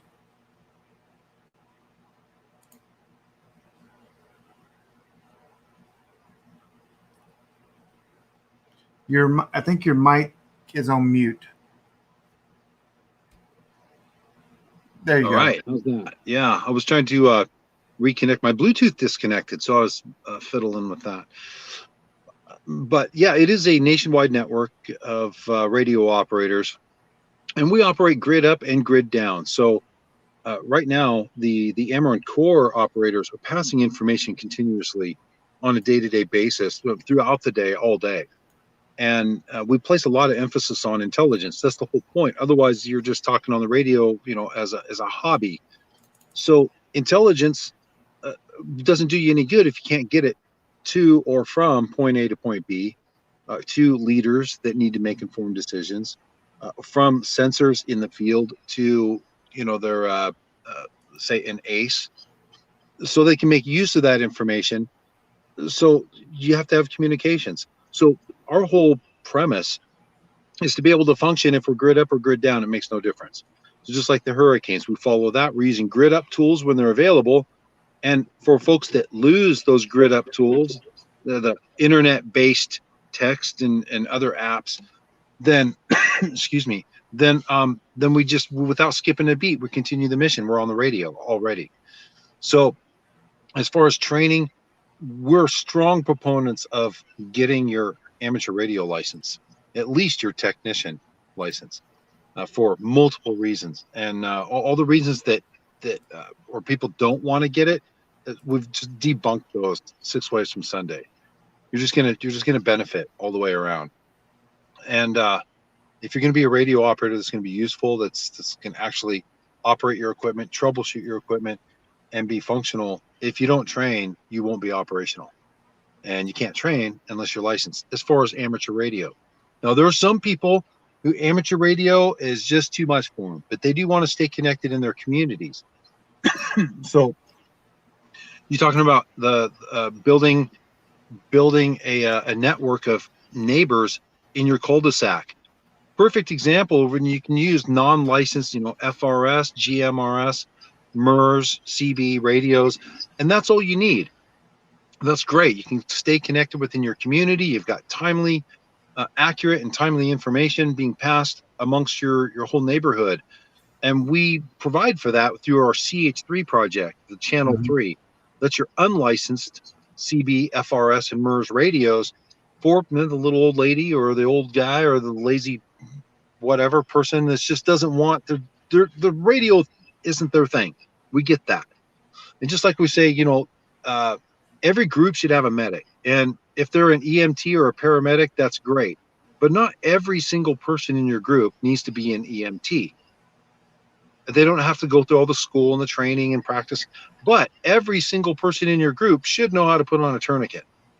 So not everybody has to be a licensed ham operator in your group, but everybody should know how to properly make a radio call.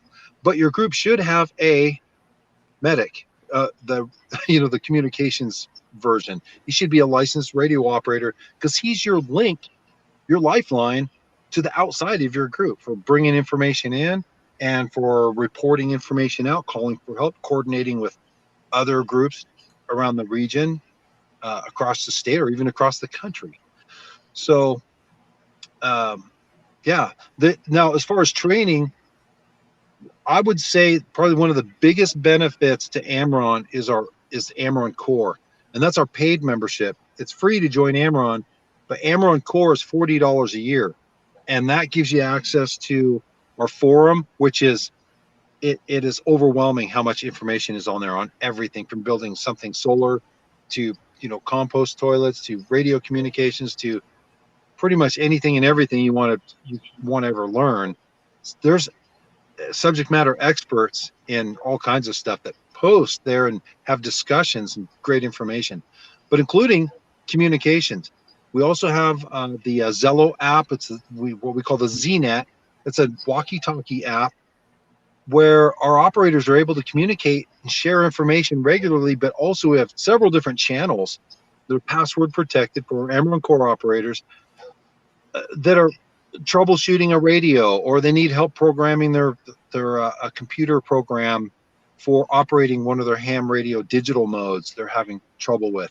There are mentors there. It's a great team effort where people work together and share information with each other, and that's a real way to fast track your knowledge. So we get people joining Amaron Core without a license. They just, hey, I just got my technician license and I got a Baofeng.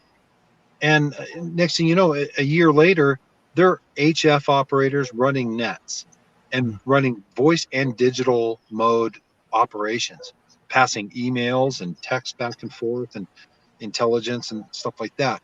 But they're able to do that because of the environment, the learning environment. It's such a rapid growth curve, being around other like-minded people that are just really selfless and want to help others. And it's an incredible group of people. It's the most, I would say, even since I was in the military, I've never operated around this type of a group, this size, that are this tight and this knowledgeable and this much on mission with each other. It's just an amazing group of people. So that's where the learning happens.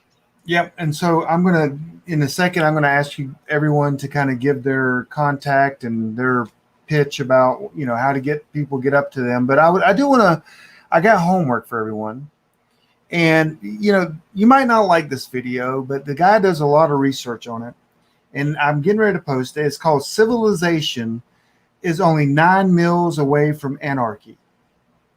And it's a good video. And the guy goes back in history and kind of shows, hey, after 9 miles, an entire history has just proven it over and over and over again. People, anarchy happens within a city, a state, even a country. And it's on YouTube. It's several years old, but there you can search it on YouTube. Watch that. It's like 50 minutes, I think, or a little bit less than an hour.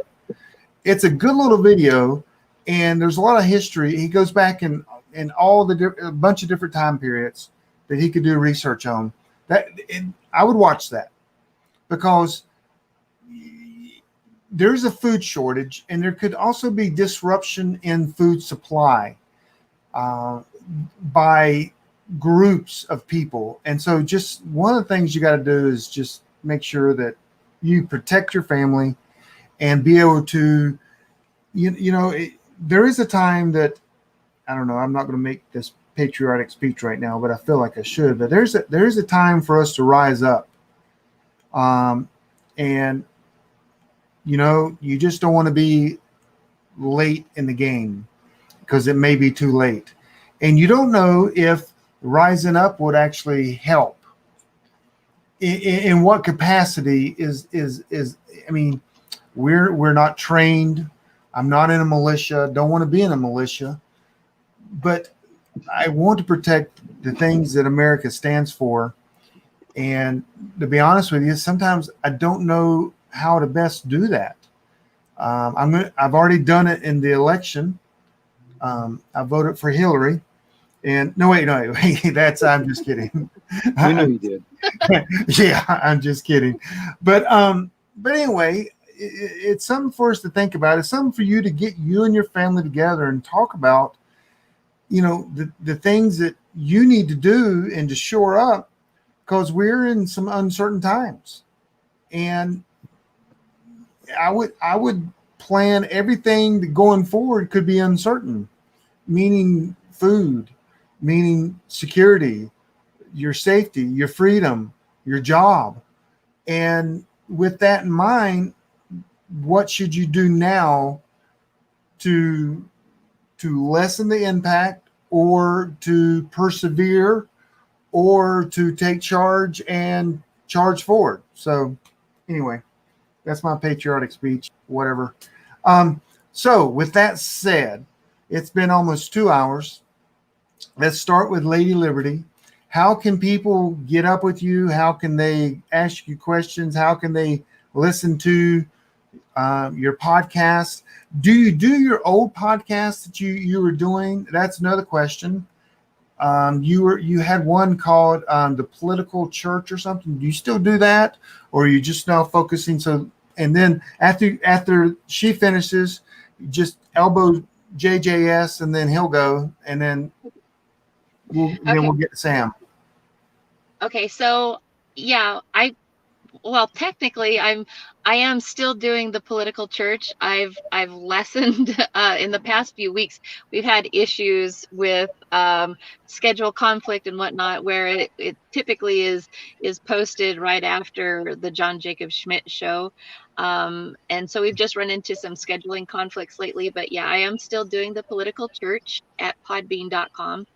And then with the morning commute with JJS and Lady Liberty, that you can find all of those episodes archived at JJS's Podbean account, which is radiofreeredoubt.podbean.com.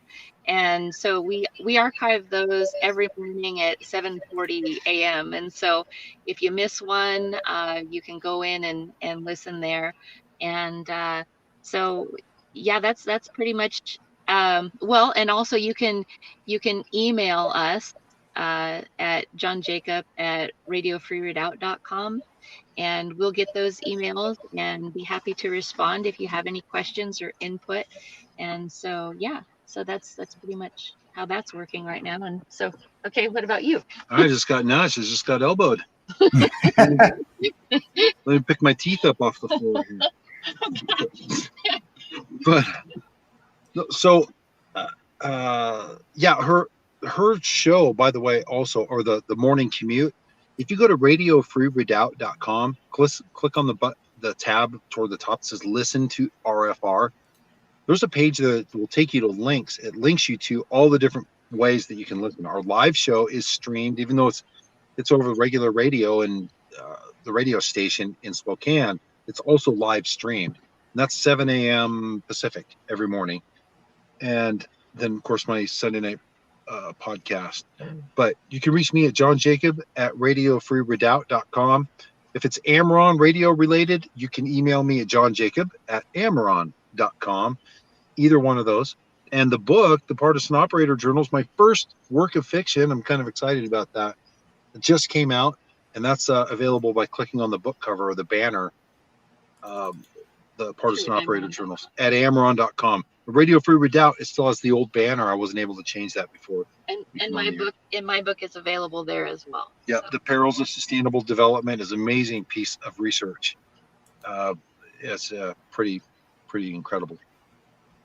So yeah, that's how to get a hold of us and listen. And joining Amaron, you can just go to amaron.com. The best way to learn about that, we made some docudramas a few years ago called Comms Up. And those are on the right-hand side of amaron.com. You scroll down the sidebar there, and that'll link you to those videos. It really kind of brings home some concepts about radio communications and quite a bit about Amaron and how to get involved and so on. Okay. Sam? Yeah, my website is forwardobserver.com. We produce a daily early warning intelligence brief. So we look at things that the far left is doing in politics. We look at threats to the economy, the financial system, which there are many. There's actually, we just reported on another billionaire that's shorting the dollar right now. We just reported on that this morning. And then we track leftist groups. And so if you want to stay ahead of the curve on things that are going to be happening in the days, weeks, and months ahead, we write about it every single day. We also have a podcast version. You can sign up for that at forwardobserver.com. And don't email me. I get too many emails. But I do have a podcast that I need to start doing more frequently. It's Out Front with Samuel Culper. It's on all major podcast platforms. I can honestly say, Yeah, I can honestly say I've never heard one of my guests say, "Don't email me." That's great. Well, any last words, and we'll end this now. You guys have shared, and because it's been 2 hours, and I think we've covered a lot of topics, and making me think a lot now. Sam, that book that you mentioned, the Civil Defense Manual? Where can you buy that? I'm sure there's a website out there somewhere. I wrote a brief thing about intelligence in that book, and Jack Lawson, the guy that wrote the book, people are like, "What could I get with the Civil Defense Manual that I won't get from Rawls?" It's like, I don't know. Okay. 90% of the stuff in there, the Civil Defense Manual goes in way more in depth than all this stuff. It's like, look, this guy's not telling you to, hey, go out and buy this stuff. This guy's telling you, here's how you organize this stuff. Here's what the tactical and operational picture looks like. It's $100. I know it's not cheap, but you cannot buy any piece of prepper gear for $100 that's worth more than the Civil Defense Manual. I will tell you that straight up. And who wrote it? A guy named Jack Lawson. Okay. If you go to Civil Defense Manual, that he has it there. Okay. Well, guys and ladies, thank you for coming on. It seemed like this went so fast. We covered some crazy topics, but I think our time has come to an end. Well, thank you for having us. It's That's right. really a privilege. It's always great to be here with you guys and all the listeners out there and the folks in Preppernet. Just get your comms up. You guys stay safe. Keep your powder dry. And and one last thing: delete all your Chinese apps. Yeah, no kidding. ASAP. That'd be a good one. Yeah. That's a good action item. Okay. Well, thank you guys for coming on, and you can rewatch this and get the links, but I think everybody knows. So appreciate you guys being on, and God bless you guys, and y'all take care. Yep. Blessings to all of you, and sure was nice talking to the both of you. Yep. Good seeing you. Thanks. Have a good night. Yep. Take care. Good night. Good night.